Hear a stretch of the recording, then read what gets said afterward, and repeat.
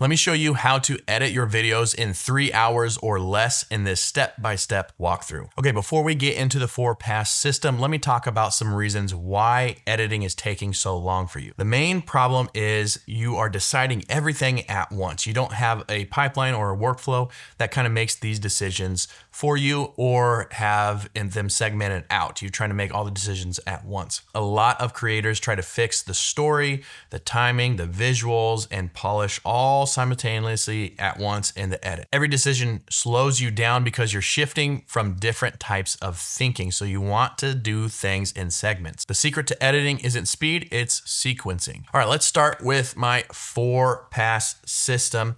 So we're gonna go with pass number 1, which is what I call the story spine. So you're gonna cut for meaning. So obviously if you scripted your videos, then you already have that kind of dialed in with the script, but you're gonna need to do another level of that in editing. If you haven't scripted your videos, if you kind of just talk off the cuff or have bullet points, kind of like what I'm doing right now, you're gonna have to do a lot of cutting and moving around and figuring out the meaning of what you're saying, what is needed in there during this pass. All right, so keep only what moves the story and what teaches the point. So don't keep all the other tangents and all the other things that you say that maybe don't move the story forward. And this means that you might actually have to cut things that you wrote in your script. And then you'll want to delete repeats, tangents, and fillers. So that would be anytime that you've explained something and then you happen to go back into it again and try to re-explain it, you're gonna wanna cut one of those out, make sure that it's just one time that you're going through it. Tangents, obviously, if you're going off script, you're gonna have a ton of tangents. This is where most of your time is going to be spent in this spine,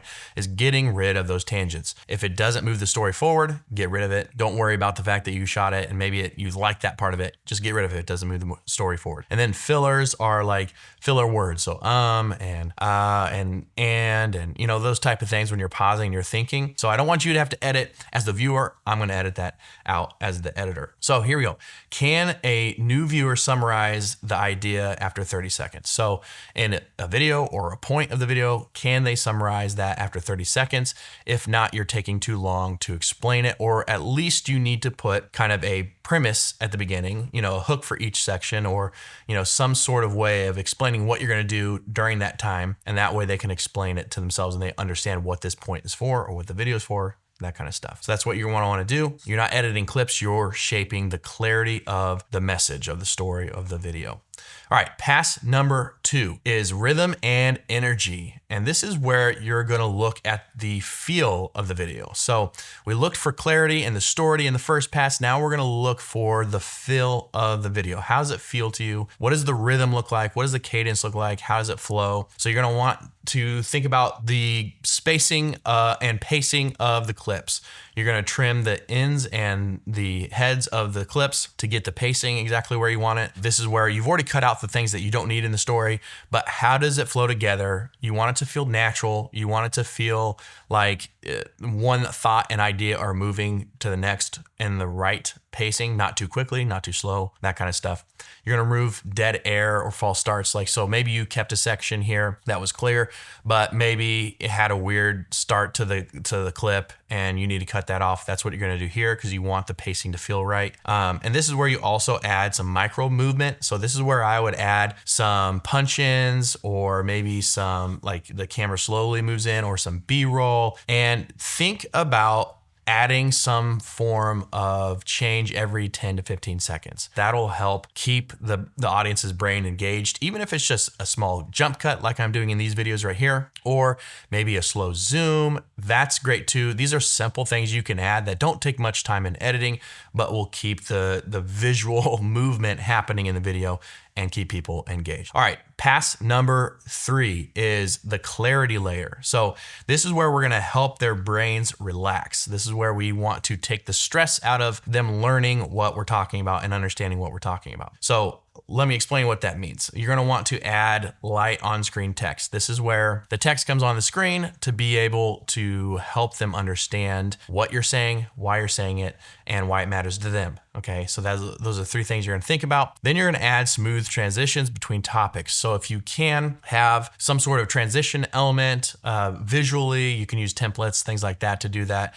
between topics, so between points, or you can, you can do that through your scripting and have kind of like a tie-in with what you're saying to go into the next point. You want some way of smoothing that transition from point to point or visually representing that so that the brain knows, okay, they're done with that point, they moved on to this. That's great. Okay. And then you're wanting to show your results early and reference them as you teach. So what that means is, like, if you're showing how to do something, you want to show the result at the beginning of the video and give them the opportunity to see what the end result is, and then keep referencing that as you go and show them that. So that way they see the payoff at the beginning and they're like, okay, I see that. That's great. How do I do that? You're going to want to carry that through the whole thing. So clarity beats clever every time. So don't try to be clever about all your graphics and the way you're making it look. You want it to be clear. So don't add things that distract, and don't make your viewer work to understand what you're saying. You don't want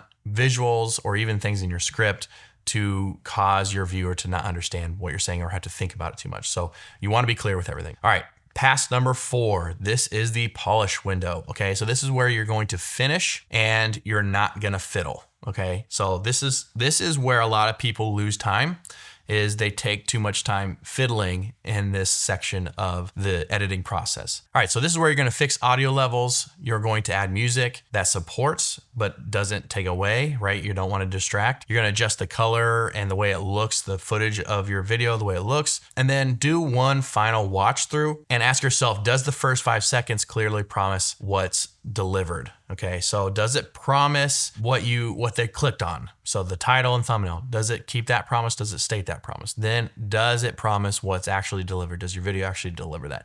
Or are there some editing adjustments that you can make to make that deliver better? Make those at this point as well. So that's kind of how you want to do it. If I look at the 3-hour aspect of this video, right? So we talked about how to do this in 3 hours. For me, the biggest thing is that story and the rhythm, the story and the feel, the first 2 passes. Okay, that's going to take probably 1.5 hours to 2 hours. You want to make sure that you get that down because that's the most important thing. Then only take maybe 1 hour to 1.5 hours, depending on how long you spent on the first 2 passes, to do the clarity layer where you're adding text and coloring and polishing and that kind of stuff. Spend most of your time, 50 to probably 75% of your time, on the first 2 phases.